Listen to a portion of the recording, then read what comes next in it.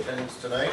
We are in the Centerville Community School District. Our mission statement is, all students will learn well, become lifelong learners, and contribute positively to society. Tonight we'll have an annual meeting and a regular board meeting. It is November 14th, 2022, 5:30 p.m. in the Centerville Administrative Offices. We will start with our annual meeting. If we could please, I will call the meeting to order with a roll call, please. Moore. Here. Mike Thomas. Here. Bob Thomas. Here. Shondell.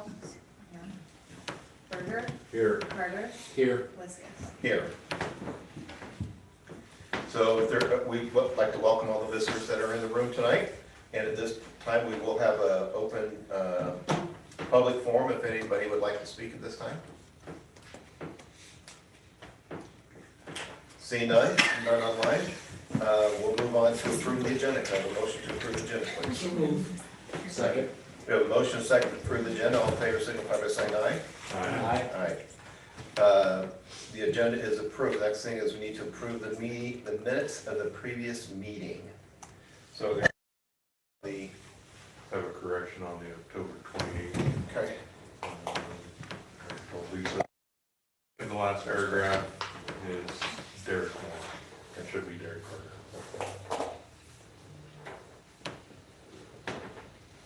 hey Chris, can you hear us?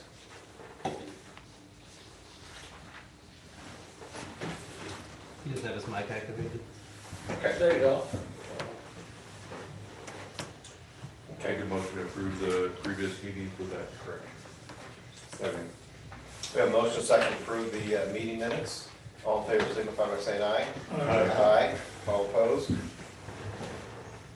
The meeting minutes are approved. At this time, we'll do our annual board meeting and receive and approve the transportation annual report.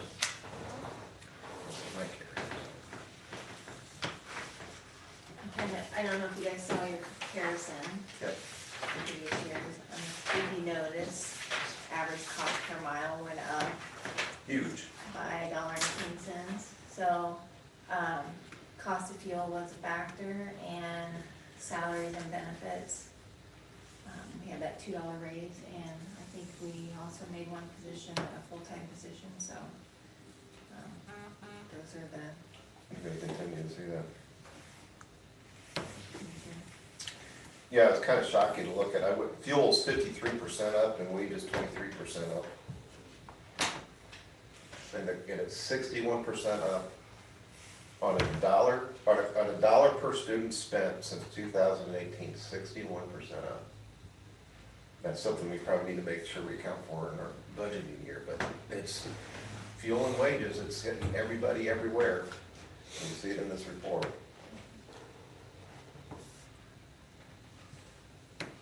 Are we still doing, this, Mike, and curious if you guys, last year, I believe it was, we cut the bus routes to within a certain parameters. I think, yeah, I don't think we changed anything this year, so It still is as it was, I believe so, but I'm not And certain. we cut it 2 years ago. is that what it was 2 years ago? I thought it was 2 years ago we talked, Tom talked about, we may have to cut that. I don't know what it's actually The about. routes are, yeah, the routes are the same way they were last year, so if that change was last year, it's this year too, then.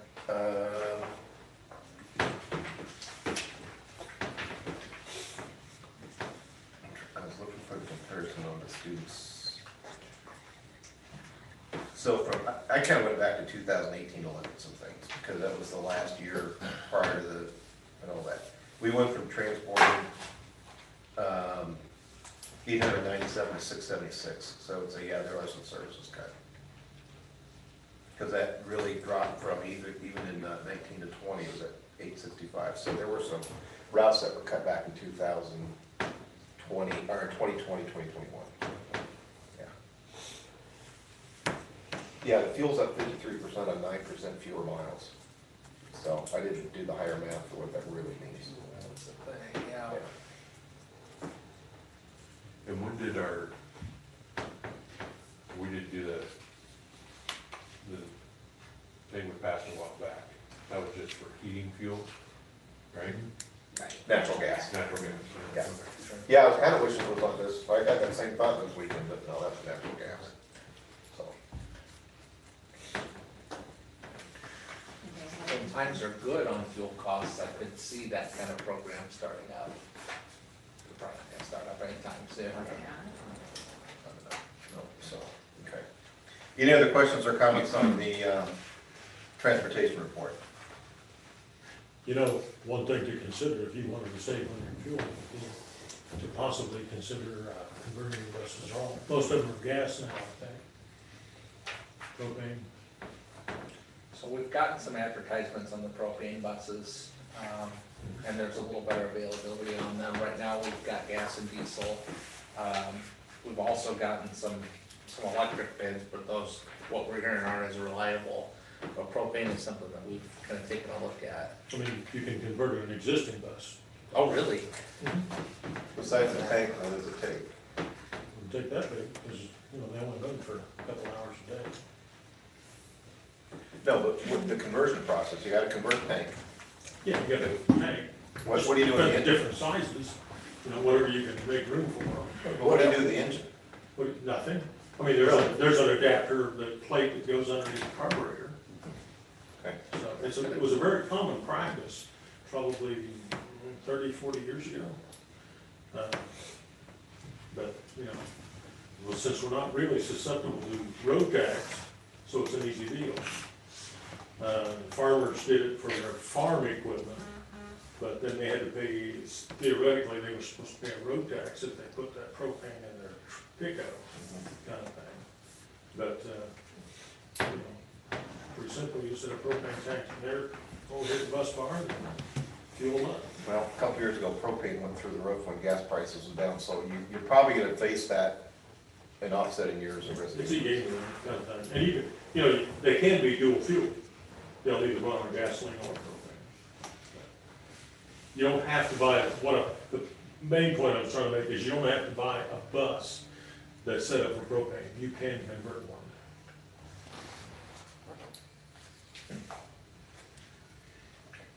Propane is $2.54.9. What's the mileage on it? What's the mileage? You will suffer slightly, but not much. It's about like buying, you know, ethanol, I mean, you know, E85 kind of stuff. I don't know, Mike has the, I know he had some thoughts on propane when we talked about it. I apologize, I assumed that because most of this report was financial, Yeah. I didn't think we needed That's him okay. because he's gonna be out on roads early tomorrow, that's okay. looking at things. Well, maybe in a work session, he could, Yeah. we could Talk about talk that. about it coming up.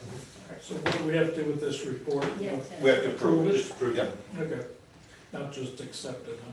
Well, we need a motion to approve the report. So moved. Second. We have a motion to approve and accept the annual transportation report. All in favor, signify by saying aye. Aye. All opposed? Motion carries. Hey, Chris, can you hear us yet? We think you're on mute.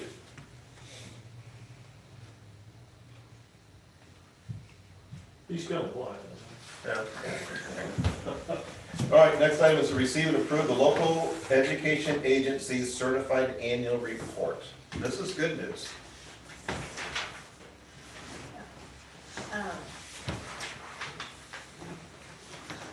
Looking through this report, to one significant difference, if you look at nutrition, deferred inflows, that is because we had to have a deferred payment that didn't come until after the 60-day mark for receiving from the state, so that's why that is so different than normal. I don't know if anybody knows that, but, our nutrition fund balance is up. I think that's because of the rate, the, reimbursement, meal reimbursement rate during all the free lunches. Everything looks good, and, I'll have the 5-year forecast and the unspent balance report at the December work session. Does anybody have any questions? I'm probably gonna have some after we go to the convention and get back through some of those financial classes. But I'm gonna wait for that and see if I can, but I do have some questions, but I'm gonna wait for those. Like, why is there construction in progress in long-term assets? What's not closed out yet? Howard Phase 2. They just got that part this week. Which is like 2 million, but Um, there's like 5.9 million in the long-term assets on a construction in progress. Is there anything left over from, and we spent, my question was, are there things open from Paul Johnson Field, Lakeview? Howard Phase 1 is still going, we haven't closed that out. At the June 30th, the track and field wasn't closed out. So that's what it's- Closed out. What's a grass seed or something like that? We had, I think it was an $18,000 payment that came after June 30th. It's closed out now, but as of June 30th, it wasn't. Okay, so that's why that number, so this isn't money we spent in the high school was in there? No, Okay, that's fine. yeah, I've got a list of that. I thought that would get a lot And of, is the first part of the junior high still ongoing? It was as of June 30th. But where are we at now? It's still, it hasn't closed out yet.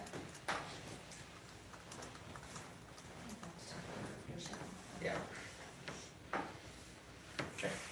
I think we just got approval to close out on the high school recently too, didn't we? For the, we were the waiting field. to make sure that the, air conditioning was right or something on that order. No, it's ready to. The final payment on the high school air conditioning. Talking about Under the that one. new addition? Yeah. You mean Howard? You mean, Maybe it was Howard Yeah. we were waiting on. Yeah. and We the just chiller got was still approval. open, Okay. yeah.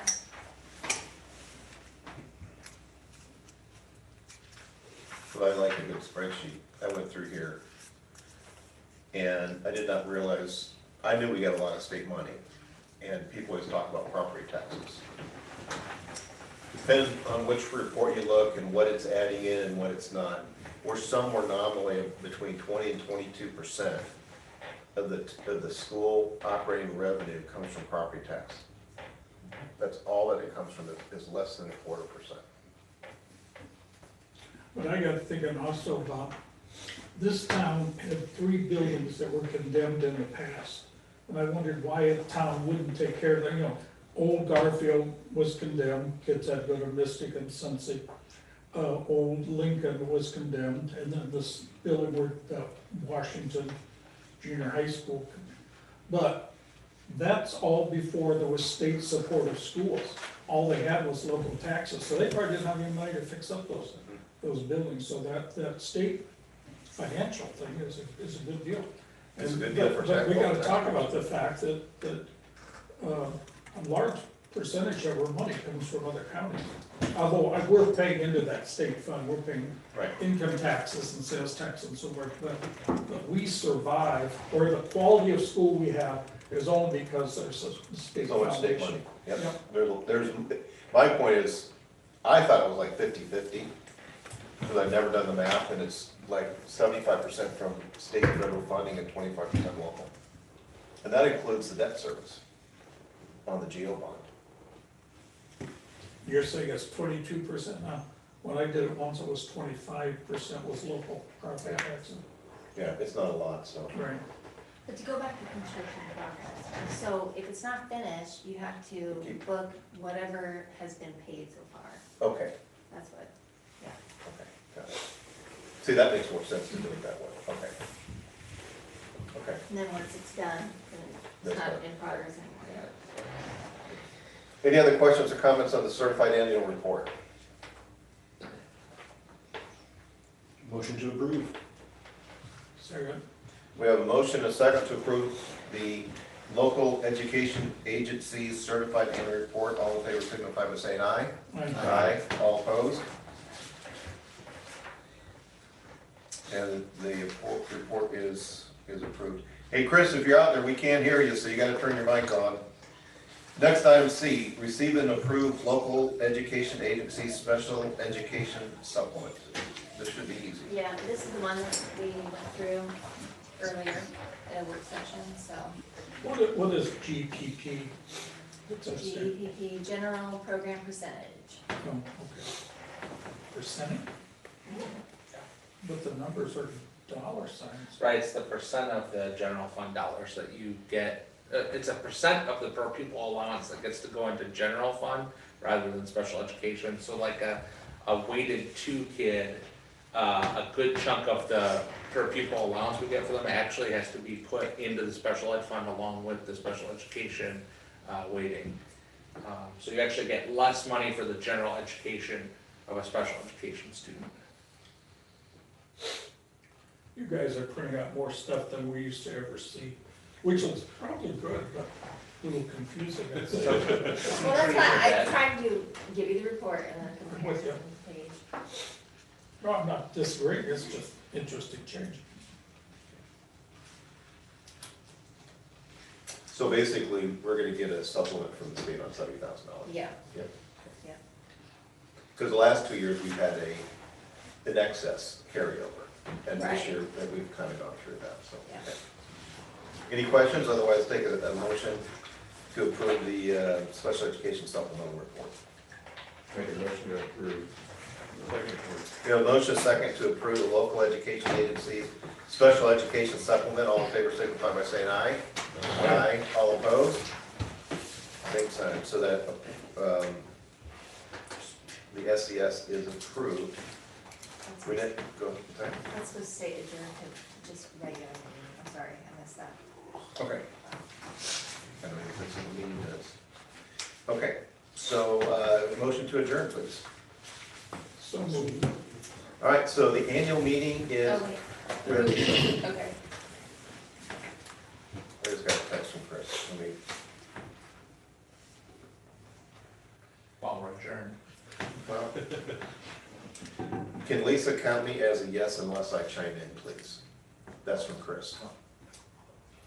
I don't know. I don't You think could it- respond electronically. Yeah. Text me every time. I heard like crash. Can you like raise that. this, can you do like the, does he know how to do the hand on the, There's a thumbs up or yeah, thumbs thumbs down, thumbs I think he down? might be driving. Okay. Oh, okay, well, then don't do that. It's considered yes unless it's a nay. Okay, Unless it's a day. So we could- that would work then. okay.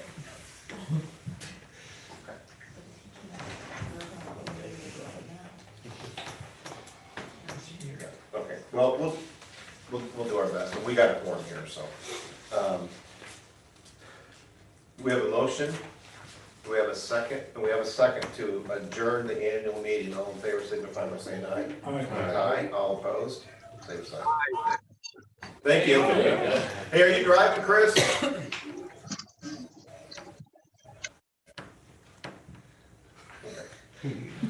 All right, now we'll start the regular board meeting. We'll have a roll call, or a call, the regular meeting is called to order. Roll call, please. Moore. Here. Mike Denise. Here. Bob Thomas. Here. Shondell. Here. Berger. Here. Carter. Here. Wiskus. Here. All right. Do we have to do the president pro tem? That's what you want to do. No, I mean, you don't have to, you don't have to do it. Oh, okay. No, or do we have to do that? No. I think your president's still right now at this point. Yeah, we've Yeah, never, there's a question if we had to do a president pro tem. Oh, we've Lisa never done from- it in my 5 years. So, we don't have to do that, so, okay.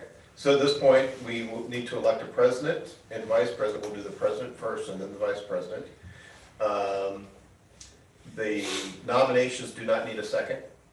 There can be as many nominations as there are, and we'll just, based on the number of nominations we get, we'll see how we'll do the vote.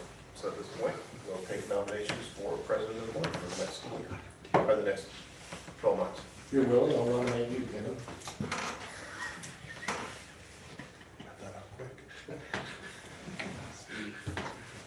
Are there any other nominations? This is the way it usually works. We have a motion to, or do we need to close nominations then?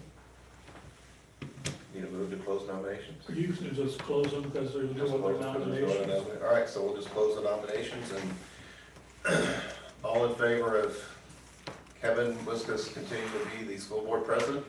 It's just weird to do that for yourself. Signify by saying aye. What's that? Aye. All opposed? The other way to do that is this. Yeah. Goes, goes. Yeah.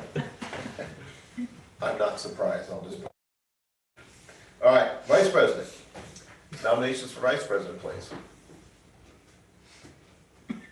Nominating Mike Moore.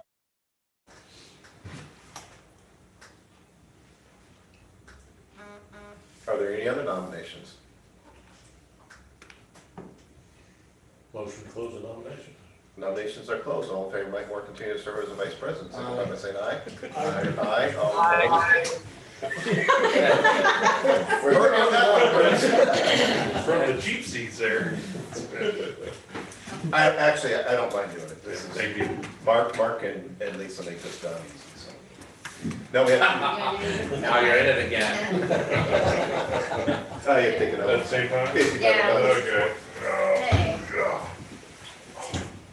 Do you both solemnly swear that you will support the Constitution of the United States and the Constitution of the State of Iowa, and that you will faithfully and impartially, to the best of your ability, discharge the duties of the office of President and Vice President for the Centerville Community School District as now and hereafter required by law? I do. Okay.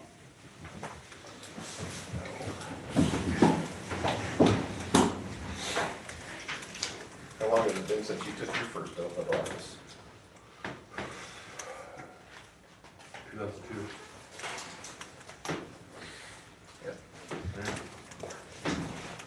Take it a couple.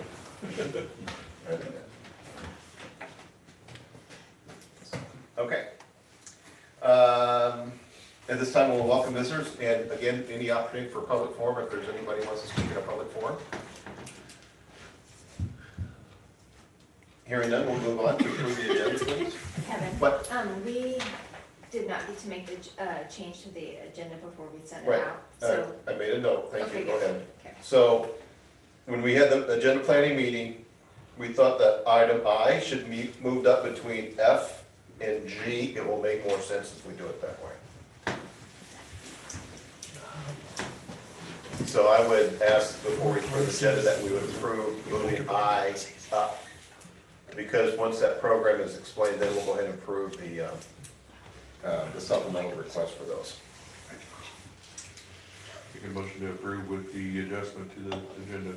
Second. A motion is second to approve the agenda with adjustments. All in favor, signify by saying aye. Aye. All opposed? All right, the agenda is approved. There is no old business. New business. Come on up here. Okay. What's that? The new setup, I have been here since. Hello, everyone. I'm Tyler Morgan, the high school band director, for those of you who may not know me. So today I'm asking for approval, board approval for the high school band to take a large trip, a week-long trip to Florida in in March of 2024.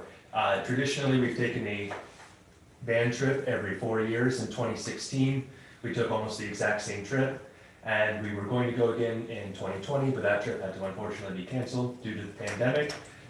Again, pretty much a carbon copy of the trip we're taking this time around, and so we've had a couple of meetings with students and parents about this meeting, and so today I'm seeking approval since we'll be traveling out of state. A couple of details about the trip. We will be using the travel company group travel planners, which we used in 2016 and in 2020 as well. At the moment, we'll be taking 2 motor coaches down to Florida, traveling overnight, all the way down there. We'll have 4 nights in a hotel and 2 nights on the motor coach, with private security at the hotel. All the meals, this is something new for this trip, all the meals will be provided in the cost of the trips for all of the students, as opposed to in previous times they had to find some meals for themselves on the trip down, but we thought it very important to include all meals in the cost of the trip. And attractions, they'll be going to the 3-day park hopper for all the Disney parks, Universal Orlando, Ron Jon Surf Shop, Disney Springs, and the beach and all sorts of things. One of the main items of the trip is that we will be playing down at Disney Springs. The band will be hauling instruments and everything down there. We will be giving a concert for any of you who would be interested to come listen to our concert. Down in Florida, where the weather will undoubtedly be much better than it is here at that time of the year. So we will be performing down there as well. And so, I mean, I could go into some details about the payment process and all that, but I don't know how much information you'd like. What's the total cost per student? The total cost without any contributions from our band boosters is about $1,800. But our band booster, our performing arts boosters will be contributing a decent sum of money to lower that cost, hopefully to closer to the 1,200 range. Though that a lot of that depends on fundraising for that the students do over the course of the next year and a half or so.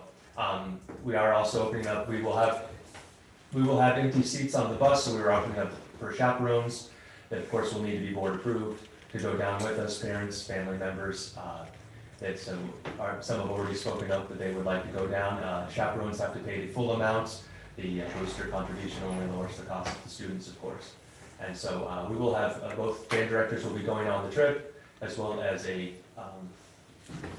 representative from the tour company who will be traveling with us as well. And so we are, like I said, we have several chaperones who are interested to go, and the more chaperones we get, that will lower the cost for everyone, because that way we won't be paying for empty seats on a bus. So it becomes the more the merrier situation for that. How many chaperones do you plan on needing? Well, we would like, we're anticipating maybe around 60 kids going down there. We would like at least one per every 10 kids. Of course, more is always great to have more adults around and available for this trip. So we're hopeful, I'm sure that we'll probably hit that number, at least of adults, and I think we'll be able to get more about 1 per 5. Are you and Daniel going to be kind of as a chaperone? Yes, we'll be kind of, So you need 4 or 5 more? Yeah, so Daniel and myself will be, our cost is included in the cost. Our tickets are comped since we are going on as pretty much the head chaperones and coordinators of the trip. We'll attempt to have as little fun as possible. And I can tell you I'll be sweating the entire time until we pull back into the parking lot procedures. Taking 60 teenagers that far, I'll do Yeah. that to you. Yeah, so. Well, you had me have 2 nights on a bus, so. They say you can attempt to sleep, but. Any other questions? I think it's been done before 2016. Before 2016, in It was Chicago. in the recent past, like when I was in band, we went to We Chicago. went to Chicago. Our 4-year trip was to Chicago, and they did That's that a couple times. Several times in Chicago. Yeah, Okay. and that was the whole band going to Chicago to play there. Yeah. I mean, in the past, farther back in the past, they've taken trips to Florida and to other places around the country. Colorado, I think. Colorado, Tennessee, Canada. They went to Canada once. We went to Minnesota. Minnesota. Mhm. Everyone chime in where your band, Yeah. where your band trip was. Well, as a child, that was part of the 2020, so I heard about that. Well, Yeah. as I hear about it, I'll hear about it until the seniors graduate. Yep, so. Any other questions for the board? I guess it's not really a question, but, and I know it's a very common thing, that you put the kids on the bus and you drive all night long, and it saves you, a night's lodging. But at the same time, driving a bus all night long, I don't care what kind of bus driver you got, just never, it never seemed as safe as it could be. Well, they'll It's- rotate drivers. We usually go through about 3 bus drivers in the course of the trip. Driving all night long, That's a hard thing to do, yeah. I know it's, I know that's the way it's done, but those sorts of accidents seem to happen. Yeah. Just an observation, I guess. I would make a motion to approve the trip. Second. We have a motion and a second to approve the trip. All in favor, signify by saying aye. Aye. Thank you. If any of you like information about being chaperones, I can get that to you. I have a question. Is you revert to band director for a week? Well, I have been He's parents. told I'm not allowed to Oh, go. 'cause you're- Yeah. I don't think so. I think it's a good opportunity for the whole family to get involved. I would, Now, we you know did what? threaten that. You know what? I'm gonna back Katie on that play. Yeah, I'm gonna back her. I should. There's a chance my parents may be going, so I mean, you know. No, I'm gonna, They want to chaperone slots in 16. Publicly backing Katie on this one, yeah, thanks. Katie Taylor, I back you on that one. Great, thank you. Just put them on different buses. Well, thank you, everyone. All right, thank you. All right, the next item is to approve committees, groups and committees. So we got rid of the finance committee, facilities committees, unless anybody has a burning desire to start those up again. I don't. I think this is better that we're on, so we're not gonna do those. A couple questions. I had zero contact from county conference board. I don't know if they ever meet on anything. They used to meet once a year. Do you turn the names into all these organizations? They that usually do? call and ask, They call and ask? yeah. Because it seems kind of, so I don't know if anybody's ever done that. Did you have anything with ADLM? I served on no committees. You were the ADLM Empowerment Board member. But the foundation thing, they never invited us either. Yeah. Well, I can make sure that I, Even I went to it. What is county conference board? I don't know. No one really knows. Oh, they set the salaries for the people in the courthouse. They make recommendations. The county conference board does? Yeah, I thought that was service agency. Comp board. Okay. Yeah, I just wonder if they even know that we appoint somebody to their organization or if they need us. Question, Yes. do we have to? Well, that's really where I'm going with this. Yeah. Because I will serve as the county conference board member again because it didn't have to do anything. But I am gonna go find out where it is and who does it and if it's really needed or not. And then I would say, No, more importantly, do they want you? yeah, and I would say if you do ADL again, you ought to ask them, because otherwise this seems like, I know it's required, we gotta do it, it just, it's nonsense. We're available, is the way I see it. Okay. All right, I will do county conference board again, unless somebody has a burning desire to serve in a committee that doesn't exist. Okay, thought so.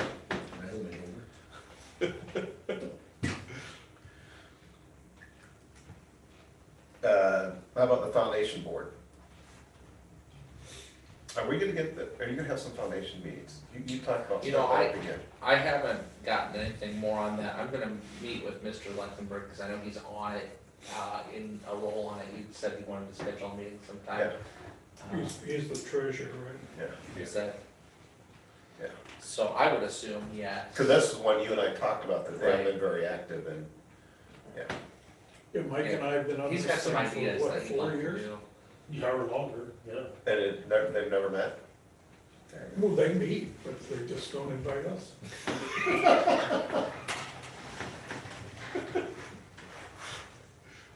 I'll reach out. Okay. Yep. If you want to continue to serve. Oh, yeah, real, Okay. I mean, it's easy.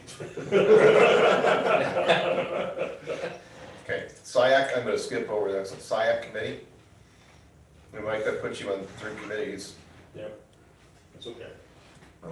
Derek wants to get involved in one. You can throw me wherever you want. Throw it in there somewhere. You wanna get involved in the SiAC, or? That actually has met twice a year now, hasn't it? All right, let's, Once so it's far, met so far this year. Yeah. but I forgot to. Yeah, good. I apologize. It's okay. I'm writing myself a I note. know. I know when I'm wanted, you know. That's on me.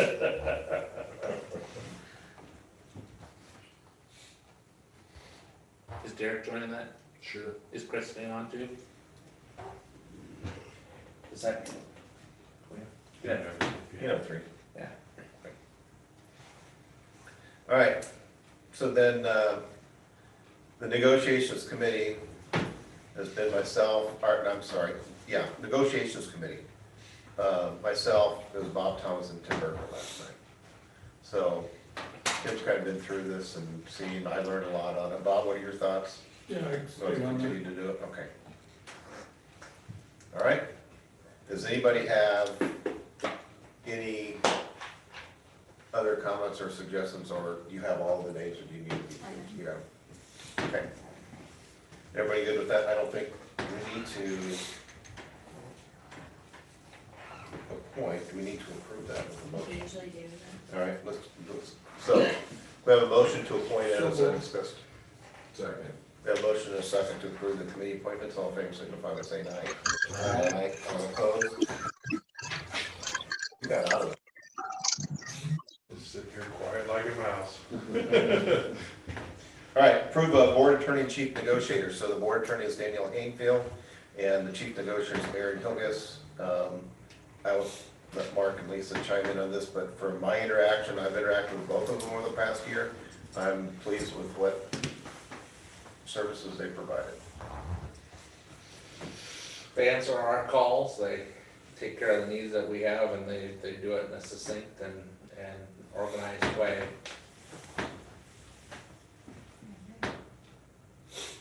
So move. Second. We have a motion, a second to retain Danielle Hainfield and Aaron Hilgis as our chief, board attorney and chief negotiator. All in favor, signify by saying aye. Aye. All opposed? On that, I don't know if I can bring it up now. What's one of them were to leave? Then they would notify us they're leaving, we just have to appoint. We had to- We'd have to call and ask who they recommend, we'd have to appoint. We did that one, the other guy who negotiated for us retired. Yeah, I can't remember what his name was, but yeah, he retired, so that's how we got Danielle a couple years ago. The law firm that they're with is probably, as a law firm, represents more school districts than the other law firm, so they have a lot of in-staff expertise, in-house expertise. Them and Lynchtown, have what, 90% of the districts in the state. So it's nice to have somebody who's got, got experience in the field. Okay. Early retirement, there's been some questions about, so I'll address this, and if you want to fill in any gaps. Usually this time of year, we look at early retirement. And I just want to kind of get a board consensus on what everybody's thinking. This is my opinion. One, on the 5-year plan that we put out, there was an assumption being made that every other year we would reduce one full-time equivalent, which we did last year. But it was not a reduction every year. What was driving that was a projected loss of student headcount of 10 every year. This year we had a net gain of 6.5, 6.4. So that's a good sign. The early retirement was not planned to be an every year event. It was going to be as needed to reduce FTE in the certified staff. And then my thought was just with the whole hiring crunch, that if we were to reduce a staff member this year, you gotta probably open it up to 10 people and hire 9 back. And that, in the hiring cycle, that makes me a little bit nervous to try and hire that many back.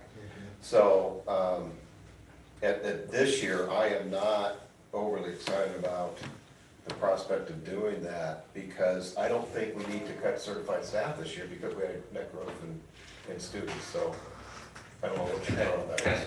I think one small correction, I believe the 5-year plan has 1 FTE reduction in that 5 years, right?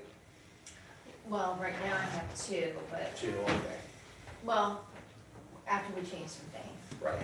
I guess we haven't seen the new 5-year Right. plan. But the 5-year plan that we've always worked on over the past several years, Right. it seemed like it was about an every other year projection on it, so. So maybe even slightly less than that frequent for the next 5 years, which is A-okay.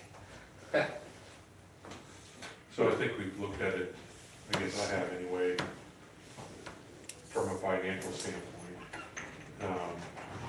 if it's needed or not. So, is it, I guess, looking at it, is it needed or not? I'll answer that in a little bit differently, because that used to be the way we looked at it. And it was as a financial tool, but I think the world's changed. And what's really has changed is teacher availability and struggles in hiring. Yeah. And so I am, whether the financial aspect of it, our headcount's actually gone up. So we shouldn't have to see a reduction in an FTE, and usually we've done it in years we need to reduce one teaching position. And I'd be concerned about having to hire back. I mean, you went into the summer hiring teachers, and there was actually even one case where We came out with summer hiring teachers. we came out with summer hiring teachers, and there's, in the past, the way that, and you could probably correct me on this one, it's like, when teacher contracts go out and they're signed, if, say, in the summer, a teacher wants to move, boards have still let that teacher out because there was a plethora of teachers to hire.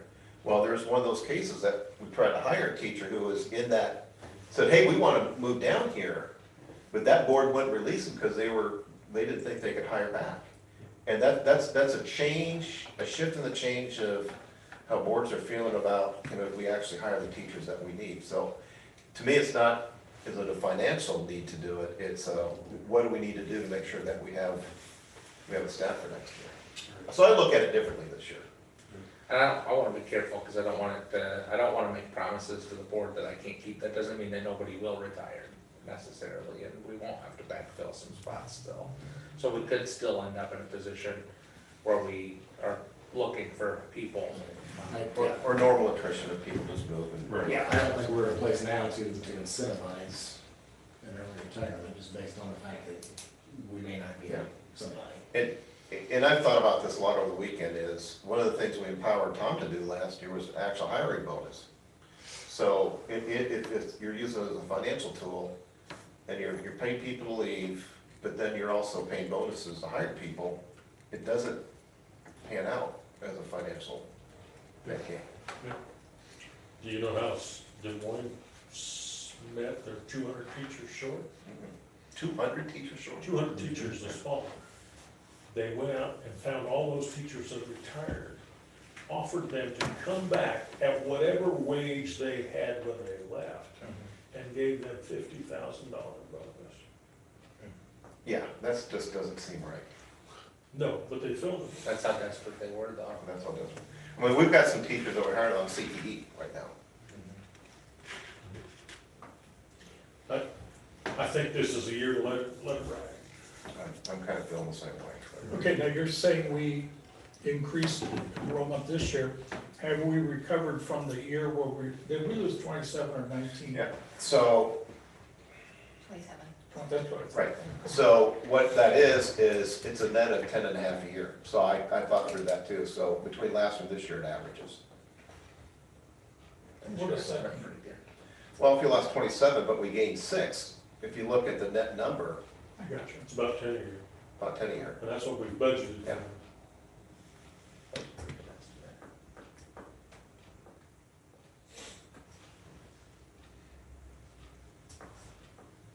Sometimes, Bob, and you gotta stop me, because I'll do math faster in my head than I speak it, so. And I don't do math. Yeah, I know. That's why I don't do Robert's rules very well, so. But you do social studies really well. Okay. So I think that's kind of the guidance that we give you, want to do that. And we had the savings from our early retirement last year. Say that again. We had our savings from the early retirement last year that's now factored into this.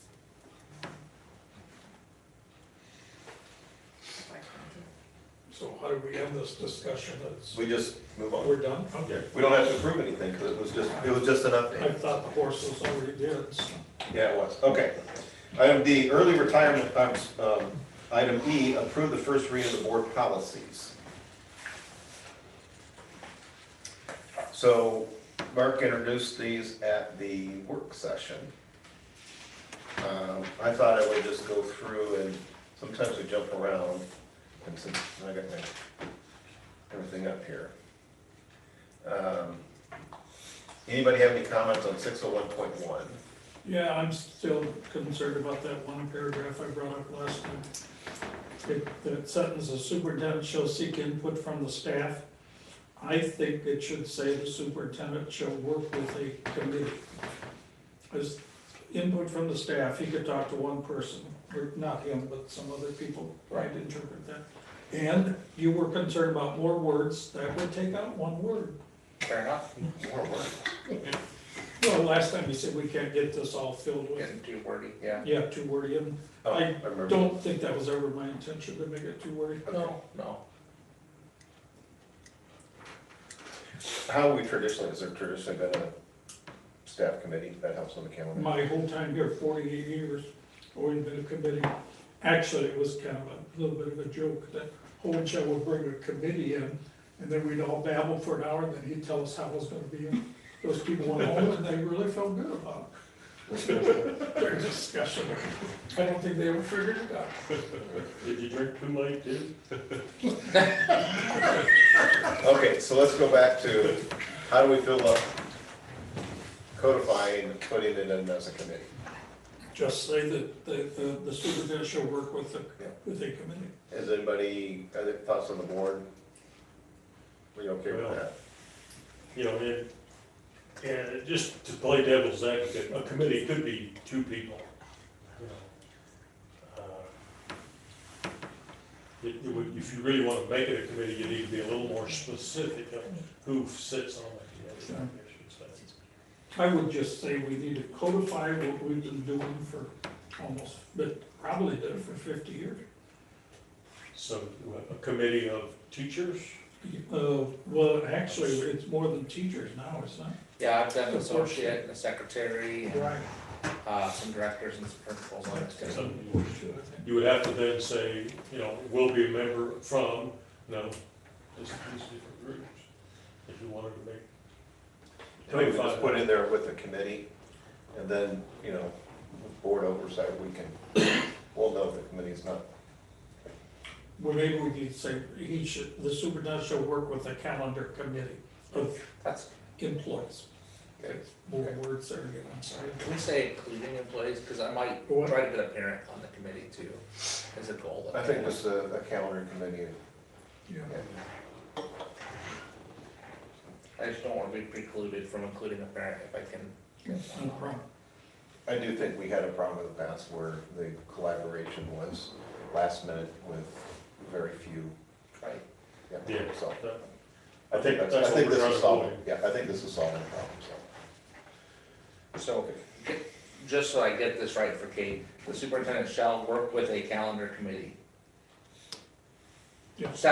Can we say shall seek input from a calendar committee, or shall, I guess I Seek don't see staff. the difference between what we're talking about and what's here.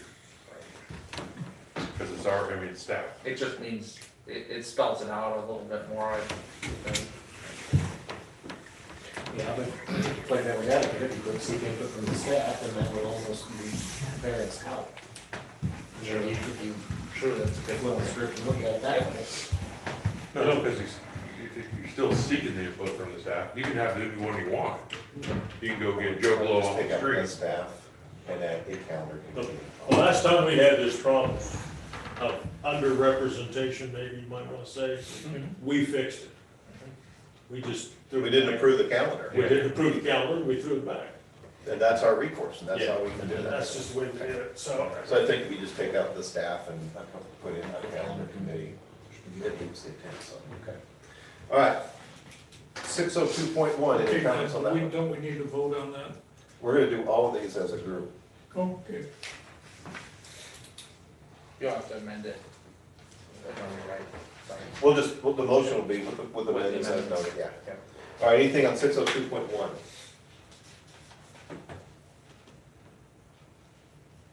Hearing none, 602.2.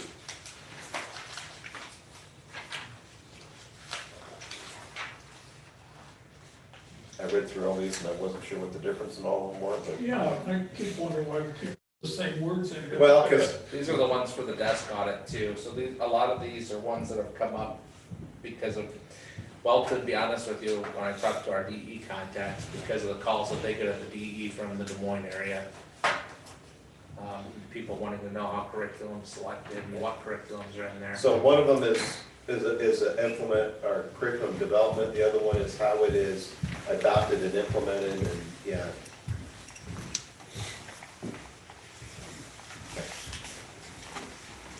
602.3 curriculum evaluation. I mean, if you look at the titles, it kind of makes sense, but it's just wordier than.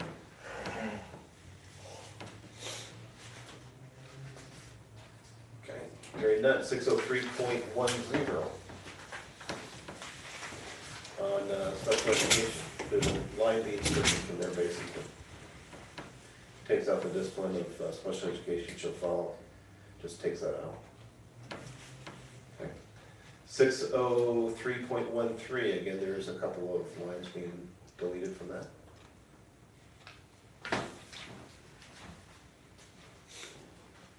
605.1, or 603.15, sorry.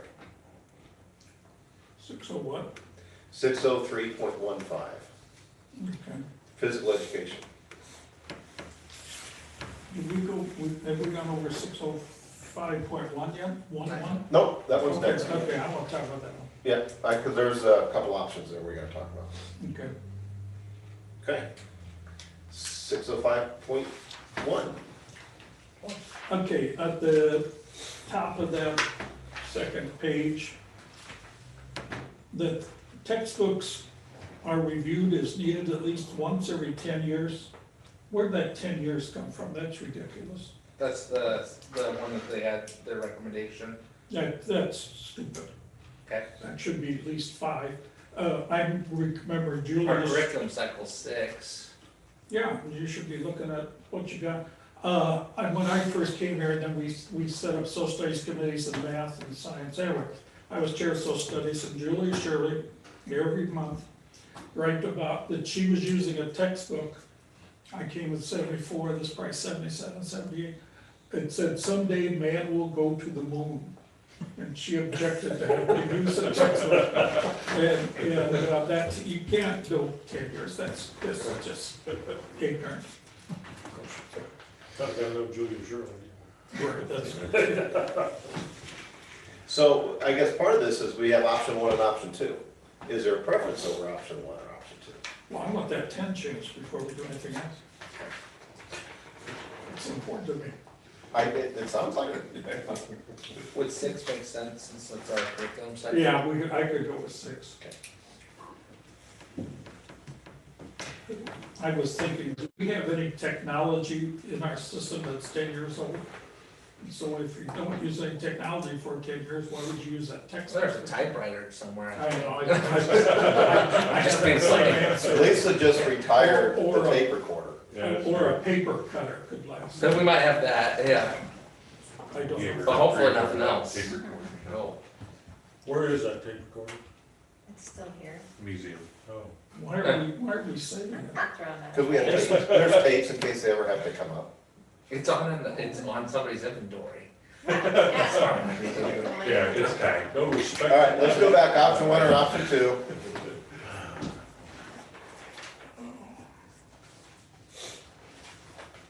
Are there any objections to using option 1? Because option 2 really was there if we objected to option 1. Option 1's fine with me. Me too. Option 1 with the change to 6 years.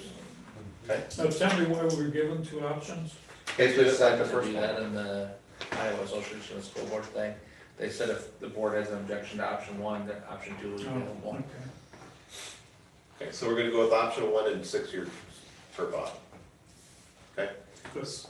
Thank you. you're welcome. 605.3, and again, this has a couple options.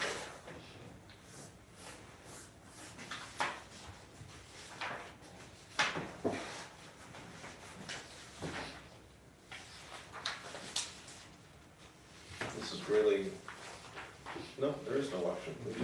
Why is it got I'm trying to bullets? find those options myself here. It's got bullets 1 at the top. The bracketed area, I believe is optional, but recommended. 605.31, Yeah, objections to instructional media materials. yeah. It's got a bold legs 1 at the top, maybe that shouldn't be there. And is this new language, this is the, I'll find out why that number is weird. yeah, it looked, at first I thought there was an option, but not. It's the brackets. Oh, because at the very bottom, the parents and guardians, students, school, and districts have the ability to request for student not be able to check out certain library materials. So do we have to make a decision if we want that bracketed part in or not? To do a reading, I think we have to decide. Okay. So everybody see that? Does it stay in or go out? I'd keep it in. I think it should be in. Next time. Alright, so we'll do that. 605.5, technology instructional materials. Or there's a paragraph being added. Okay, I got a problem with this one too. That first paragraph, the school district will maintain a school library in each building for use. Oh, wait a minute, which one are you on? I'm on 605.6. We're at 605.5 right now. I'm sorry, That's okay. you just have to go faster so I can follow. Okay. Hard thing to keep up with. We'll see how well you keep up. All right, technology and instructional materials. That's added a paragraph down the bottom.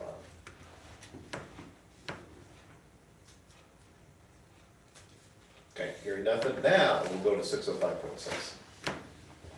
Well, it says we're gonna maintain a school library. We've not followed that policy at the junior high. In fact, I think they were kind of proud that they didn't have a main library there at all.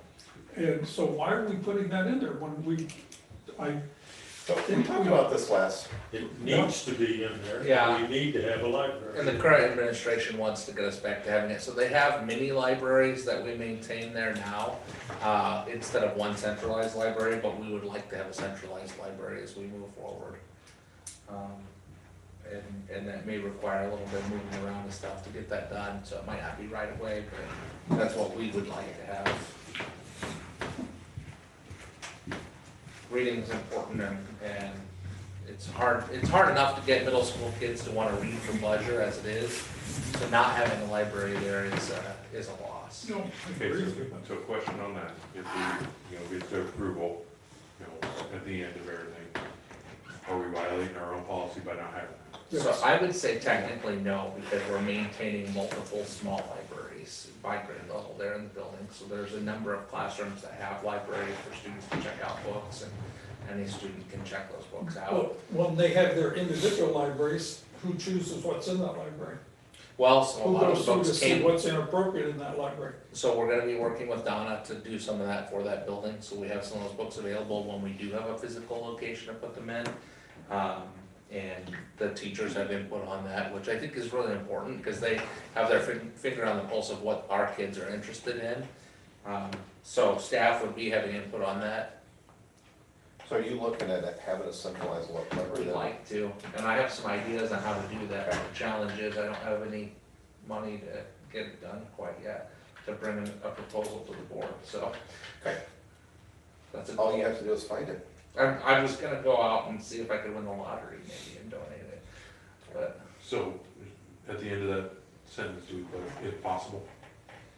No, I still think it's a Like, library that's maintained, we it can may not have be good, but it's a library that's It maintained. sounds like Ms. Taylor wants to put a library in Yeah. place, so. Yeah, we can have a policy and sort of violate it, but knowing full well, we're gonna work towards it.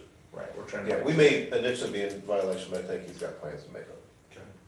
Did they remove bookcases and stuff? I can't remember. I don't see any bookcases really there, there's maybe a couple on the edges, I think, on the far edge up by the window, I So think. where do those bookcases go? So there are a lot of bookcases in, I'm trying to think, when you go down that hallway, the last two rooms on the right, where the library used to be, have quite a few bookcases. And then there was one on the back side, I can't remember whose room there. So those may be some of those bookcases, or maybe some of them were in such bad shape that they, I don't know if they got rid of any bookcases or not. It all looked good to me the few times I was ever in that library. They could be in storage. They might be in storage, yeah. We could look at our I was records. and just see gonna what do happened. It's on our inventory, I'm sure. I will go in there for you. The old high school bathroom upstairs. Oh. Oh. All right, so let me focus, 605.7. Big changes there. In the second paragraph, the italicized, we have to say will not / may, and we have to will not may with permission, so we have to decide on that language there too. So our current practice is may on both. Okay. So, under what circumstances do we issue emails to students? On, yeah, upon enrolling in the school. So every Every kid student, has every one. kid has an email, okay. Is that for Power School reasons? Just class link and everything runs through email. You can Okay. talk. But yes, I mean, Got it? It's our single login Yeah, that we it's- use then to with, so ClassLink is a single login, so they can go to a page and they can do, if they need to get on Schoology, they can just click on the thing and they're already logged in through their Google account. They don't use, like, it's for more of identification, like at our level, they don't necessarily use their email till like 4th and 5th grade to email teachers and things back and forth, but. It just automatically creates the account as long as their email is in PowerSchool. So, Times have changed. Keep it as is with May. Even preschool has. Then the students may be permitted to use It's don't use. May for both, okay. Got it. Any other questions on those or comments?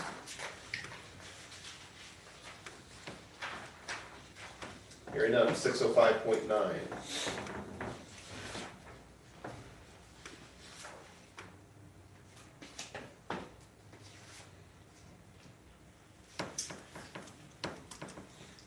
It's okay. Well, I think there's some options we have to do. No, we don't, so the bracketed down there in the very last paragraph. Yeah, we need to, So, we're responsible to superintendent in conjunction with the blank to develop administrative regulations regarding the policy.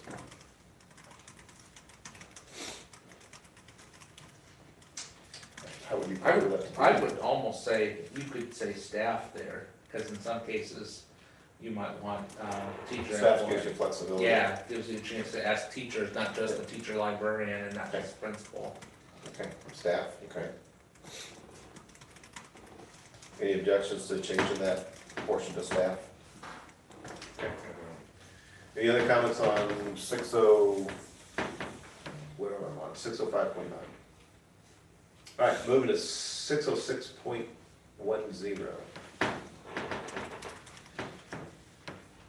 With that last sentence, this policy is reviewed by the board annually, well, we've never done that. I have that in my notes, Mr. Bob. So that's our next year thing. There are actually a set of policies that you're required to review annually. So this year, catching us up was the big goal, and next year getting on that annual cycle. There's, I think it was like 10 or 15 that you're supposed to do every single year. So we can fit those into a schedule next year and have those in place. And this is one of those 15. This will be one of them, yep. I had this note for you to make sure it gets on the annual calendar. Annual, so- yeah, luckily IASB puts out a list of Okay. those for you. Okay, so that ends the last of the 600 series. So I guess at this point I look for a motion to approve the first reading with the changes noted. So move. Second. Motion second to approve the first reading of the 600 series policies. All in favor signify by saying aye. Aye. All opposed? Looks like Chris probably dropped out, so, okay, that's all right. F, we're gonna approve the second reading of board policies listed in the 4,000 series, so hopefully this will go pretty quickly. 401.14. I wrote okay on it. Anybody else, anything?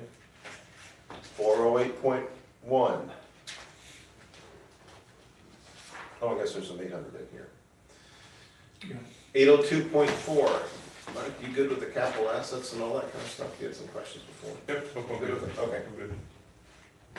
So I think it was around the $2,500 number, so, Yep. okay. 802.4R1. A lot of cross out there. I guess we'll be looking for the inventory report sometime, right?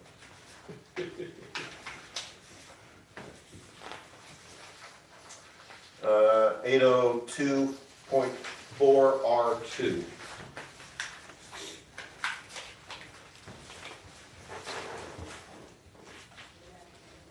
Oh, okay, hearing no comments on any of those, we'll accept the motion and a second to approve the second reading of the listed policies. So moved. Second. We have a motion, a second to approve the second reading of the board policies as listed in our agenda. All in favor signify by saying aye. Aye. All opposed?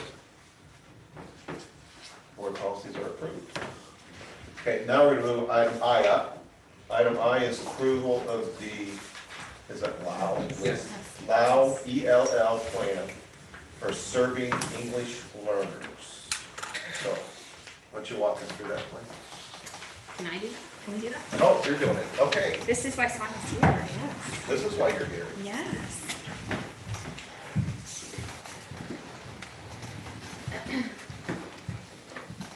So I serve as the ELL coordinator for the district, and Sonia serves as our K-12 ELL teacher.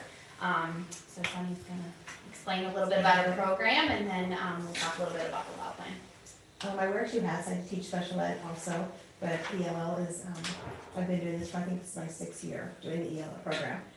And just a synopsis of what it is. In Iowa, an English learner, or EL as we call them, is a student who is in the process of learning the language, and it's their first language, or they speak another language also in the home.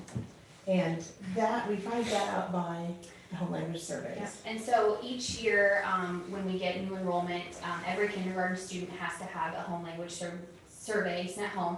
There's just a few brief questions, and really it just asks, do you speak other languages in your home? And if you do, what, and going from there. We also give this to every new enrollment in the district, and we have to keep it in their file. From that, we then determine if there is another language spoken in the home, then we start to look at that family and to see if they qualify for services or not. Just because there is another language doesn't necessarily mean that they do, but that's where we start.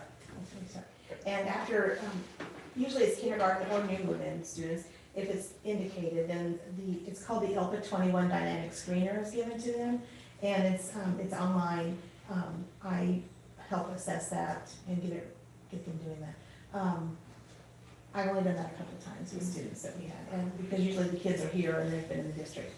But all school districts have a LAU plan, and the LAU plan is named from a 1974 U.S. Supreme Court case, and that ensures that all academic, cultural, and social economic needs are met of all the students. Which is what was in your board packet, is our Yes. plan that we have had for several years. We just hadn't updated it for a while. We didn't really make any big changes to it, just some different employees on it because people have changed. But really it's the same structure and the same goals and everything that are still in there from previously when it was approved.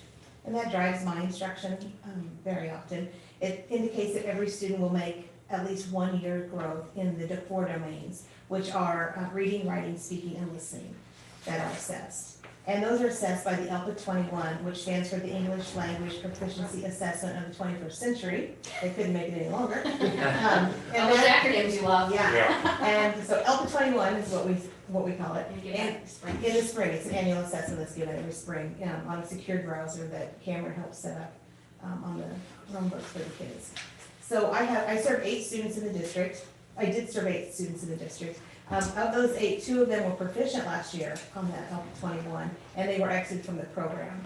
They're on a 2-year watch list, so I meet with them monthly just to touch base with them. I also meet with their teachers to see if there's any issues in the classroom that they, as far as language or literacy go. And then 6 students are progressing, which means that they have had 1 year of growth in one of the 4 domains. Or sometimes more than one, but the other 6 that's where they're at right now, so. The one I think we find the most is the kids struggle to progress in is the speaking part a lot of Mhm. times, because their language, learning that English language is so different than their native language, and so that's where we see kids kind of struggle with that. And not getting to be proficient. They have to speak the assessment, they have to tell a story or indicate different things that are different from this picture to this picture. And it has to be in sentence form, and they want them to use, good English, and sometimes they're not at that point yet, so.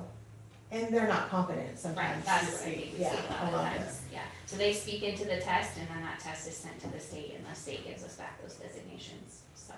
Yeah. And what languages are your students speaking? What's their native? Then most of them are Spanish, That's what I figured. and then I have one that, she's the one that, is proficient, and it was Chinese. We had some newcomers, which they identify EL students as newcomers if they're coming directly from their native country a couple years ago, and that was an interesting experience for Sonia and I. We learned to email and translate lots of things for parents. But luckily, we're really lucky to have great parents, and we have an interpreter that works with one of the families that they bring themselves, so that's been great to That's have. helpful, yes. Because that's sometimes the hardest thing is the barrier of relaying it to parents of what this is, because they're trying to figure out lots of things, and then but most of them have been really great to work with.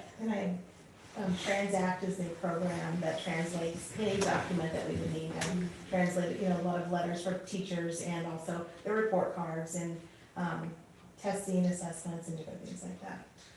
And I have a curriculum that I use, and it's called In the USA, and that's for grades 4 and up.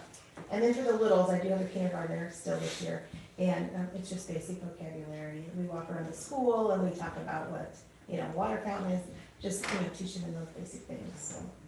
Yeah, authentic talk goes on during those visits. There's not any specific guideline. The thing that Sonia and I struggle with a little bit is just, especially with your special ed background, with that, there's some pretty clear-cut expectations, where in ELL, there's kind of a lot of gray. And we met with, Mark met with, Sonia and I, Mark, with our AEA representative, and that's what she kept saying, well, there's not anything, because we're always looking for like the cookie cutter answer, just so we have something to go by. But with this, it's really all about what the kids need, what they need at that time, and how they're progressing through their curriculum in school. And Sonia does a great job of connecting with teachers, with kids that figurative language is something that gets those kids, and it gets all kids, but it really, they don't understand it, and so that's something she works on a lot. And teachers will report that to her, like, hey, we're really working on this in class, and they're really struggling with it, just because it's not in their native speaking language. So learning that has been fun. Any questions? Like I said, the law plan didn't change. You had it in your packet. It really is just a lengthy document about how we get to Sonia services, and we really just based her services off of the grade level of the student and their length of time in the U.S. Here's my comment. You answered every single question I had in your presentation. Perfect. We like it. We didn't even plan that. No, we didn't. I have a question. Yeah. Okay. So you start with a kindergartner, that's probably a lot better than trying somebody that's 14 years old. Right. Because Yes. like you said, that one was younger, well, she's already proficient. Right. I think I know what you're talking about. And that's, must have worked really well. It did work well, and it's great to meet and make those connections with all those kids. They really, the one that I'm on is on the watch list. She still wants to. Can we still meet? Maybe. I think it's a comfort thing, because Yes. they have so much new for most of these kiddos, and then, a new language, I can't even imagine trying to figure it out, but it's so fun to watch them light up And grow. Yes. I'll tell you, as an adult, at almost close to 30 years old, I spent a year overseas in a country that does not speak the language, and it's a challenge just to get around. And sometimes the kids go home and they are the translators for the parents, which is a big job. And But it was in a country that every kid in school knows English. you And so what it run into is kids, usually like college age and stuff, they were just more than willing to come and help. I learned to seek them out because they wanted to practice their English, because every kid was taught English in that country. It's been a fun program to get to be involved in the last few years, and we're developing things and continuing to make it better for kids. It's a good service, so. It is. compared to some schools, we have one ELL teacher, Atama has 12. So Yeah. just the needs are so different and, Right. just a few miles, but, yeah. Well, I don't have any questions, so unless anybody else does. Thank you Seek a very much. motion to approve the plan. The motion is second to approve the plan for the year. So moved. Second. Motion is second to approve the ELL plan. All in favor, signify by saying aye. All opposed? All right, your plan's approved.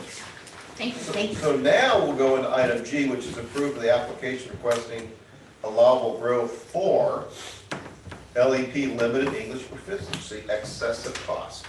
Now you see why we moved this one up. So this is based on what we recorded on the CARs, and it's just above and beyond what we already received. So we're asking for allowable growth for that. I'm trying to find that. And it's $7,567.10. There it is, 7,557, there it is. All right. So, everybody understand that? We're just asking the state for another $7,567. Motion approved. Motion second to approve the request for the The application and request for allowable growth for the LEP, all in favor, signify by saying aye. Aye. All opposed? Got it. H, approve the request for allowable growth in supplemental aid enrollment, late open enrollment, LEP instruction beyond 5 years. So every year you have the option to ask for allowable growth for these 3 different categories. So one year you might just have one year you have all 3. So this year we had all 3 because we had an increase in enrollment. So that's $47,596.80. And then late open enrollment is anybody who was not on the count this year, that's here this year. And then LEP instruction beyond 5 years, and that's $1,561.77. When the open enrollment out is $148,876. Oh, sorry. That's okay. That's the big one. Yeah. I can't believe you forgot that one. That's the big one. Any questions on these? And Lisa, this year, what is each kid worth? How much maybe? District cost per pupil. 7437? That sounds right. Yes. Yeah. It's in the LEP instruction, that number. Oh, It's that's the what we 74, already have. and then yeah. I should know that. District cost is 7.4. It's on page 90 in the board packet. I just have to have that page up to the phone. So. It's math. You caught me off guard there. Oh, I'm sorry. The reason I know is I happen to be looking Okay. on that page. All right, any questions on these 3 requests that we're about to approve? So you have to do each one separately. Okay, And so, look for a motion and a second to request the increase in enrollment supplemental amount. So moved. Second. Motion and a second to approve the open enrollment. All in favor, signify by saying aye. Aye. All opposed? Motion passes. Looking for a motion and a second for the request for the open enrollment out of $148,876.20. So moved. Second. We have a motion and a second to request for the open rollout. All in favor, signify by saying aye. Aye. All opposed? And looking for a motion and a second for the LEP, the request for the LEP instruction beyond 5 years of $1,561.77. So moved. Second. We have a motion and a second. All in favor, signify by saying aye. Aye. Aye. All opposed? Same sign. You didn't mention the pennies on that one. Okay.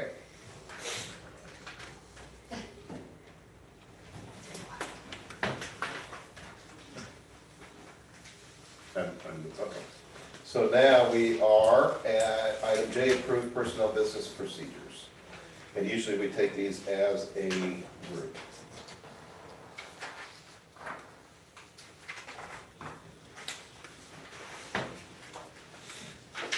I would move we approve the personnel business procedures. Second. We have a motion second to approve personnel business procedures. All in favor, signify by saying aye. Aye. All opposed? Everything's approved. Financial reports.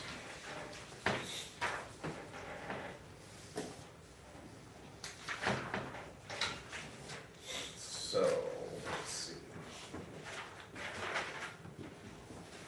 Anybody else got any questions on? I need to, do you guys want the the ones that we had last year, do you want those reports? No, we'll talk about that after this week. Okay. Let's see what people did. I will tell you that. My question on this one is, Okay, if you know which one this one is. the cash report, Yep. yep. Is all of our bond money in this one? So this is everything, right? Except for, honestly, the cash, yeah, Right, that's all the cash, so that's all the bond, that's all the cash we've got. So we received all the money in yes, Got it. just not the last 2 that we had. Oh, we haven't done this. Right. Right, okay, okay.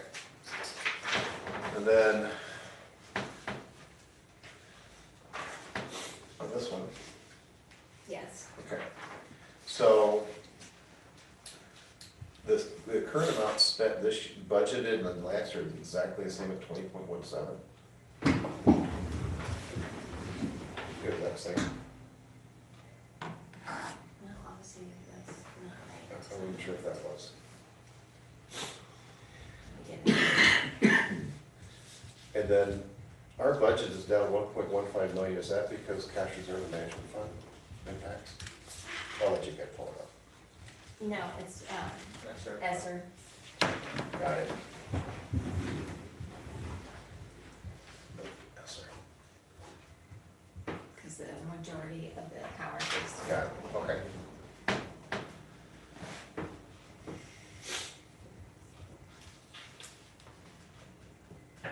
So I would just say check, you may have Yeah. a formula problem there. so. Yeah, I think you can. Then our supplies, down, you have a note on the supplies. This is page 112 in your packet if you're following along. On this, the 600 series in the supplies, budget the less, and we budget less because of the natural gas, the change in the heating gas. Right? Right, So because, go ahead. I guess my question, that was like $150,000 or something like that, I don't remember really what that contract was for. Somebody in that team, so is that, did we add to the management fund, or did we just let the management fund roll? Do you remember? We let it roll because it was after, but we had enough. We have enough in there, so we didn't add to the management fund, Yeah. so we may have to do some of that this year, okay. Got it, those are my questions.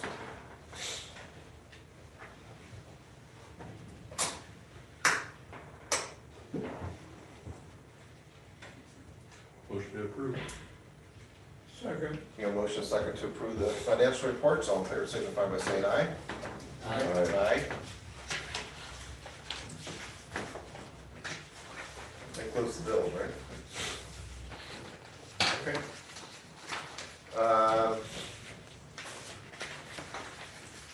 Superintendent report. First and most important, and in some celebration for our meeting today, we have work up here on the board. These are pieces of artwork from the 6th, 7th, and 8th grade art classes. Lizzie Ayler is the teacher for those classes.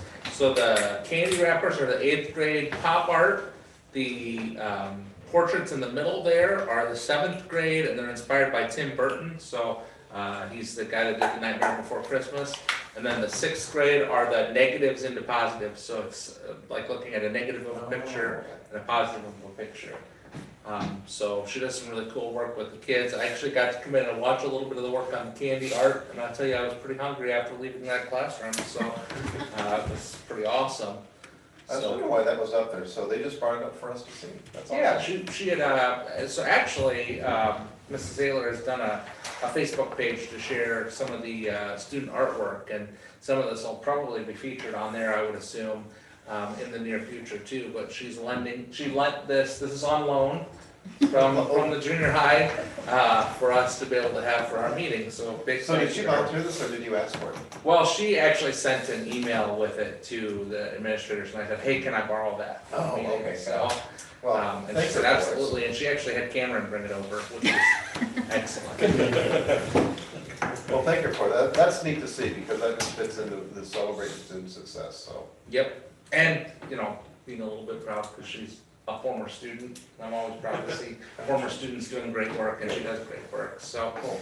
All right, another celebration, you will see on Wednesday, our board president, Kevin Wiskus, has been awarded with an individual achievement award, and we'll get to wear a special ribbon at the board conference this week, so that's pretty cool. We had 116 other people, so it's not special. But when you think that there are 5 to 7 people on board, so 300 and some districts across the state, that's a pretty good accomplishment, and you need to be celebrated for that, I think that's a good thing.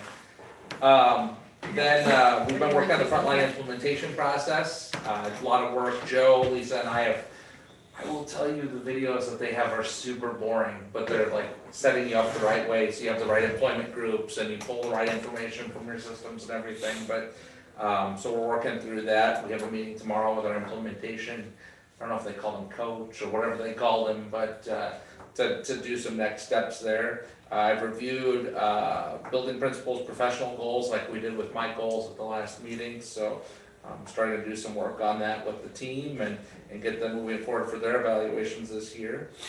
Obviously, our football team had a great, this last month, going the furthest that, Centerville football has gone in the state playoffs, so it's pretty awesome. Our esports team made the state playoffs, so they go, I believe, next week? No, Friday. this Friday, they go And you're this the coach? Friday. Yeah. So that's Coach pretty Cameron. exciting, yeah, in person, so I think that'll be really cool to see So you're too. here at 6:30 in the morning, and it's an all-day event up in Des Moines. So Okay. it'll be a good time. First time we're going there. So How many teams? it was the top 8. So we got to buy the first part of the playoffs. So that put us in the semifinals and finals. So we're the top 8 right now. And there's a consolation bracket too. So we'll play all day long up there. How many students stay? 6. A team's made up of 5 for this game. And since we can take a Suburban, I'm going to bring a sub with us. So we got 6 total. Does this involve like Monster Energy drinks or anything? No, hopefully not. I don't want them that wound up. I don't want taking them, so. But super exciting, I mean, that's huge Yeah. in just a second here. You know, and that's a good point. I'm glad you bring it up because, you know, football is the big attendance that people go to, and it's the one you see because it's such a big national sport, but these students need to be recognized every much as those Yeah. athletes, so, yeah. Yeah, they're really excited for Bring this. home the win. Hopefully. Bring home the win and then bring them here and, well, they were here, weren't they? We had a lot of Yeah. just They were here. So they've Bring done home that. the trophy, once the hard work. I still think we should have a board meeting where somebody here challenges them to Mario Kart during Mario Kart season, but. It's a great work session, That's what I'm just saying. great work session. I could probably hit a mark. I'll bring my son. Mario Kart is. So get your practice on. Yeah. Matilda obviously was a huge hit. If you didn't get a chance to see it, it was pretty awesome. They did a wonderful job with that. I know we'd had them in for kind of a preview, so that was good. We did some continued work this last couple days on the governor's safety initiative. So I now have an account with the United States Department of Homeland Security, so I can apply apparently for government contracts now, so that's fun. But no, it's a process. I mean, there's a lot of layers to this since it's related to the Department of Homeland Security. We do have our vulnerability assessments. I think you know we've got Southern Iowa Technology is going to come and give us some bids on what the cameras would cost, because when you fill out the last piece of paperwork, you have to kind of include it'll cost this amount to do the cameras, it'll cost this amount to do the locks. So we'll put that in there. We had some very successful lockdown drills last week. Got some great information out of those to improve our safety standards for the buildings. Big thank you to Centerville PD for coming along on that and giving us some guidance there and identifying things for us. Got to meet with the Indian Hills Community College Campus Advisory Committee. There was some really good collaborating and networking there. Really happy about our partnership with Indian Hills. It was great to hear. We've got kind of a friendly race going with them to see whose building project is done first. Oh, we're gonna be in So that. Noel and I talked about that a little They don't bit. even contract for that. They're gonna have precast a month before us. So And I'm they- like, oh, we couldn't get a call by state. So then they've approved all their bids then? They've got an approved bid now. Yeah. Okay, I didn't know that. So we're in friendly competition, which I think is great. They talked a little bit, so there are obviously some of the new programs that'll be coming in, gonna be some opportunities for our kids, and we'll learn more as we go, how many kids could be involved in that and everything. Learned about industrial maintenance, which apparently is gonna be a very big area for them. The new facility that they're building is gonna make for a really great place for that. Something about the ceiling height, they can fit the right equipment in there, and those are some high-paying jobs. And, you know, just to say it publicly, so we got the pitch here, so this is good for people to know. That's not like mopping the floor in the factory, they call it the machine doctor is what she called it, so. Yeah, it's more of a technician role than a maintenance, because actually the very first convention we went to, we saw some in-room, classroom type training equipment. It was like $25,000 a board. Mhm. And we were all pretty excited about, could we add that in, could we do something like that? And within a month of that convention, they announced that they were gonna do that. So it is that's a high paying job potential. And to get kids into that, that's a good deal. Yeah, pretty stoked about that, and I apologize if if anybody knows anything, it might not be the height of the building, maybe it was the width, I don't know, but something about that facility is gonna make it a great place for that, so. Also, we had a big Veterans Day Assembly on Friday at Lakeview. Big thank you to Annette Harvey for speaking to our students. She did a wonderful job. The band and the choir and the 3rd through 5th grade students at Lakeview and the Howard students in the music classes did some performances for the veterans. It was really well received. We had a good number of veterans there. We've got some notes to improve it even more for next year and to keep that going. It's something that's a tradition for Centerville schools. We actually had bussed in the entire K-12 district to be in the Lakeview gym for that, so it was really a pretty cool event. Upcoming, obviously, we've got a big deal this week with the conference. Tomorrow, we have a construction meeting at 1. Thanksgiving holidays coming up, and lots of concerts to start December, so if you wanna hear some good music, we've got a lot of concerts, and I'll be putting those in my weekly agenda in case anybody's interested. I got some comments, so can you make it tomorrow at 1? At 1, and where is it at? So far, I believe it's at the Bi-State trailer, I haven't heard otherwise. So I can't make it Yeah, I tomorrow. plan to be there. I'll go. You'll go, okay. And if I'm Okay. wrong, I'll let you guys know. I just can't make it tomorrow, so, okay. A few comments I have, so I just wanna thank everybody in advance. I know we've been talking for months and months to go to the IASD board, to have the entire board. It is gonna be, it's a very, very, very, very rare thing that a district has their entire board there. And so everybody should be commended for making the effort to go up there. And I think you'll learn a lot. And some good opportunities to really learn. So, who's going up, anybody going tomorrow night? Most people are going up. Weather dependent. Weather dependent. Yeah, And you're just gonna drive up every day? Right, I'll be there Thursday, I won't be there Wednesday. You're not gonna be there Wednesday? Okay, that's fine. On Wednesday, if we want to, we can all meet down and walk over. So we'll be staying at the hotel, and when you go over to the convention center, there'll be a bunch of people going in there. You have to keep going like all the way back and all the way down. You wanna get kind of as far south in the convention center and on the first floor. That's where the first day classes are. You have to go in there and pick up your ticket to get into those 2 classes. Those 2 classes are, they're an additional fee on top of the convention fees. So those are especially paid for. And Lisa's got you enrolled, we talked about if you wanted to change them. You can still change them that day if they have room in that one. But I would highly recommend everybody that get through Finance 101, maybe 201 or whatever you're there for. In those rooms, in some of them in the past, they've actually had district-specific financial documents that are there. So make sure somebody picks it up. It's okay in that classroom if everybody sits together. I'm going to 201 plus something else that I'm registered for about strategic decision-making or something like that. So, so I won't be in the 101 class, but just all the way in, all the way down, get your tickets and go to those. So after those 2 sessions are over, then there's lunch that will be upstairs, and we can all, try and link up, and we can sit down, boards of districts will have lunches together. We just, whenever we're in a group there, we cannot talk about any district business. So we can talk about what you learned at the convention.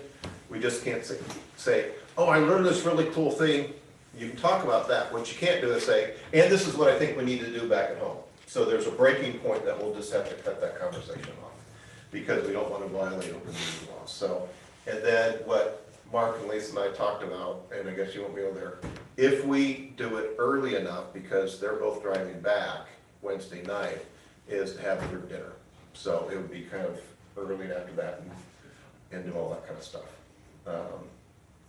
And then on Thursday, what you'll end up having is, it's more open forums that you don't need a ticket to go into those things. There's a long list of different subjects to go to. Then there'll be there's 3 main speakers that will be there sometime, and I don't know if one of them's on Wednesday, I think they're all 3 of them on Thursday. So they bring in these national speakers and everybody will be in a big conference hall together and all that kind of stuff. So, breakfast will be at the hotel and the thing, because there's no breakfast over there. But lunch is provided in there, and then there's a kind of an expo hall that you can go walk around. It'll be made up mostly of companies that have artificial turf, architects, People selling stuff. construction companies who actually don't do construction, they just want to tell you that they'll help manage your construction company once you've already hired a construction company. A few food service providers, a lot of curriculum providers and some things, it's kind of interesting to go through. But it's a lot of architects and lawyers and things like that. The one that still sticks out to me is the Iowa STEM. That's the one that we saw, Yeah, that that was was pretty cool. terrific. Yeah, so there's some cool things in there, so some of it will just be, but there's some cool things to go see. So I'm very thankful that everybody's taking the time to go A up lot of free pins. there. A lot of food taxes. So I don't like that. And Matt Gillespie will be there too, so anyways. We'll probably see Rochelle, they usually have a booth and all that kind of stuff. So anyways, that's a little overview for the people that haven't gone. I'm really grateful that everybody's taken to go.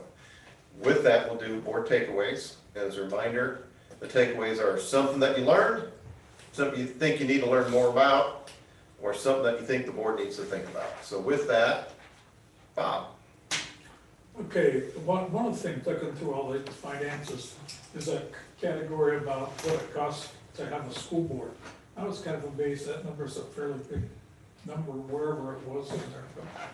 But I thought if you divide that by 8, it's a fairly big number. Cost to have a school board. Yeah, there's a category of school board and all those little costs. Well, a lot of things are attributed to the school board code. What?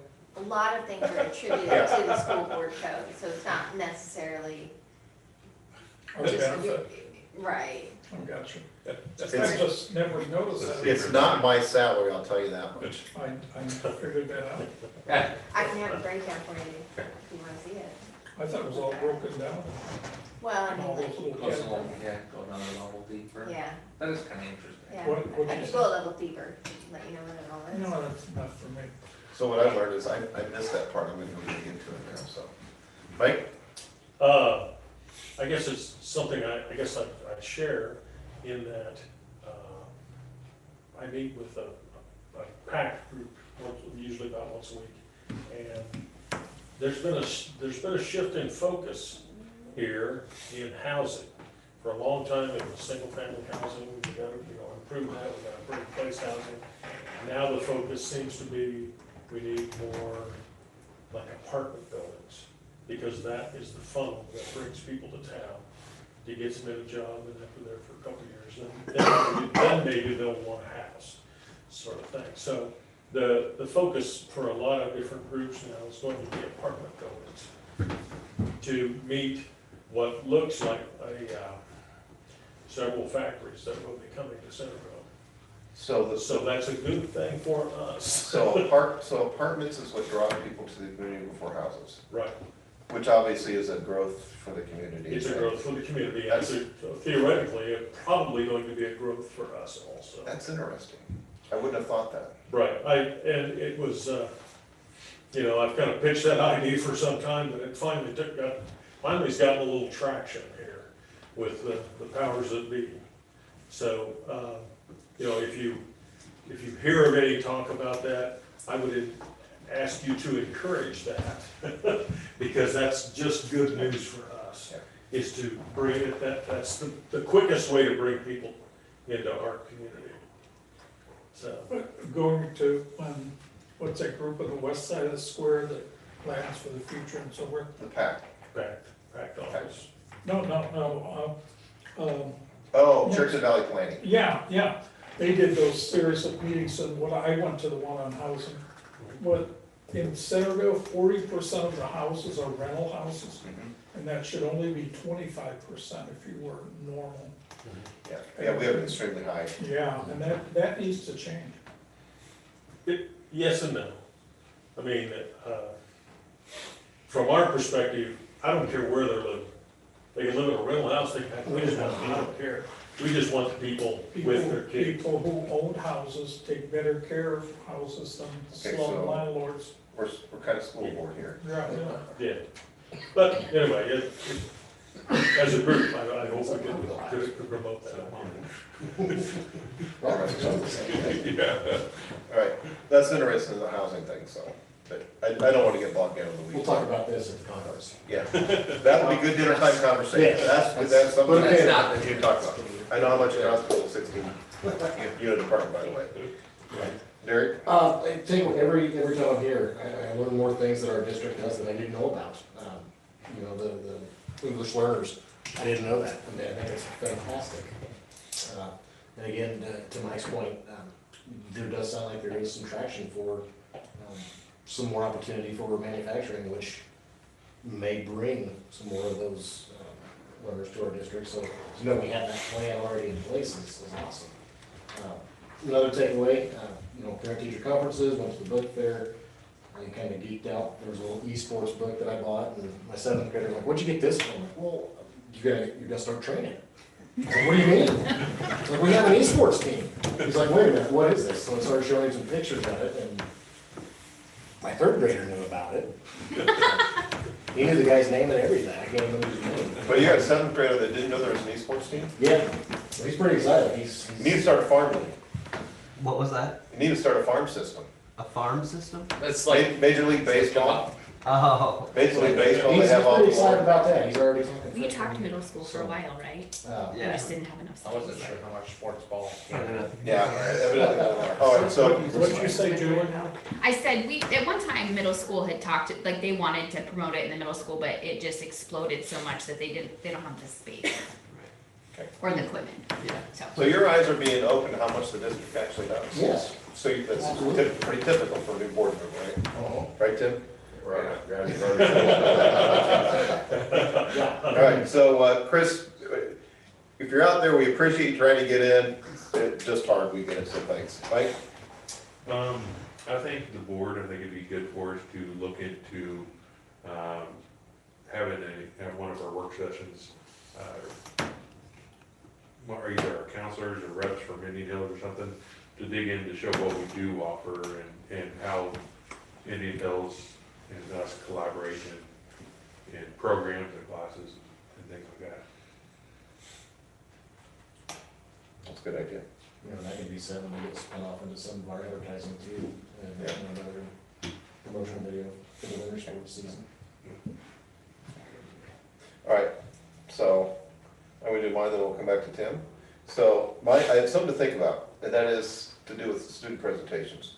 Those are awesome last time. That was really, really cool to hear from them. And so the question to think about, this is really Mark, who's in the board, and we can't really, this is nothing we can talk about this week, but just think about it and talk about it, is how do we maximize that potential? There's a ton of potential in that. So how do we maximize it? I mean, Mr. Taylor goes down to observe some things in school, and pretty soon, based on a conversation that students are having with a teacher, it turns into a presentation in the classroom. Mr. Taylor happens to be there, and pretty soon they're here, and they're just like, we want to go on a field trip. I mean, that's kind of a, probably, if you were to ask that student, that teacher, they never would have expected to be sitting here and telling from us. So that tells me there's a ton of potential in that. So how do we maximize that? One of them is, I think, we got to figure out how to get them to this field trip. But, so the thing to think about for the board and you is, how can we maximize the potential that we have with these student presentations? So I'll tell you, Tammy Drava called me a week or so ago, and I told her we did that. She was floored. She said, "You have students coming in and giving presentations?" Yeah, student council presidents coming and doing this. We had a junior high doing it. She hasn't heard of that. And so I think it's a tribute to the creativity that's going on right now, and there's potential. And so my takeaway is, how do we leverage that potential? Because I think there's a huge upside to doing it right. And there's a downside if we don't do it right. So anyways, I'm excited about student presentations. And what I wrote here is, sometimes we celebrate success, sometimes we're gonna learn from them, but sometimes we as a board are gonna have to act on what we learned from the students to make their educational experience better. Well, I think you hit it right there. I mean, how do we maximize it? You just answered the question. I mean, we gotta act on it. Yeah. Otherwise, we're not gonna get the buy-in. Yeah. Do it a few times, nothing happens. And we're not gonna build Rome in a day, but we can find a field trip. Yeah. You know, we, That's, small things. and I think I mentioned this to Kevin in a phone call, but after that meeting, I was pretty, as you were all probably were, pretty excited. Yeah. My wife said, you know, when we toured Japan schools, they did their field trips on Saturday. And it solves a couple of issues. It solves busing. Okay? It solves, you know, the time of the day when you're doing all kinds of things. So that they've got, you know, the whole day or at least part of the day to focus on one activity and they don't have to worry about everything else that they're missing. So it's a unique idea, I know. Yeah. But I think it would be a way for us to do that. Many schools do anything like that? Well, I shouldn't say I've heard of that, because I think sometimes like a school take like an 8th grade trip or something, at the end of the 8th grade, they go to maybe Chicago or something like that, and do that kind of thing. But it could be a field trip to the fish hatchery Right, on yeah, a Saturday, okay? It doesn't have to be Right. it could be any kind of field trip you want to do. so we did a little bit of that in Burlington through our Pieces program, it's an after-school program that we had, that would then do weekend field trips like you're talking about. Just kind of little things within maybe a 50-mile radius.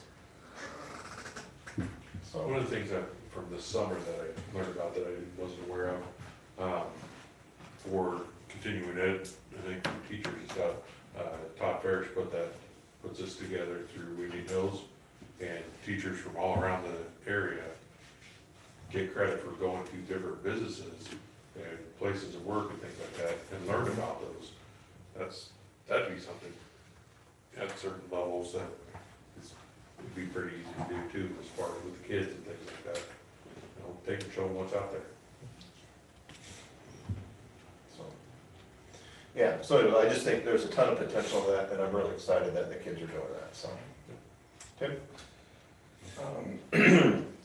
I had the privilege of, that I went to the Veterans Day program, and what I learned from that was, I didn't know it was just elementary, I thought that was normal, that all the kids came in, and people were saying like, this is awesome, there's 1,200 plus kids here. And my dad's a veteran, and he was down on the floor, and I know it made him feel really good, he really enjoyed being there.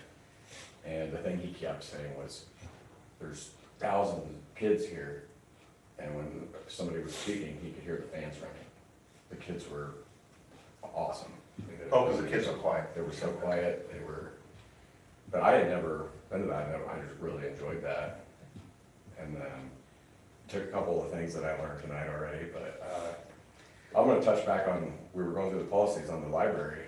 So, my daughter has struggled with reading over the years, and she's doing really good, she's really excited now. And for me to learn in the last few months or whatever, that we don't even have a library where she's going to be in class next year, and that kind of bothers me, but I'm grateful to know that we have a plan. I'm gonna try to get something going there. So. All right, well, that's all I got for meeting, so. With that, anything else, just entertain a motion to adjourn. Second. Motion second to adjourn. All in favor, signify by saying aye. Aye. All opposed, okay. Thank you, we'll see you guys in the morning.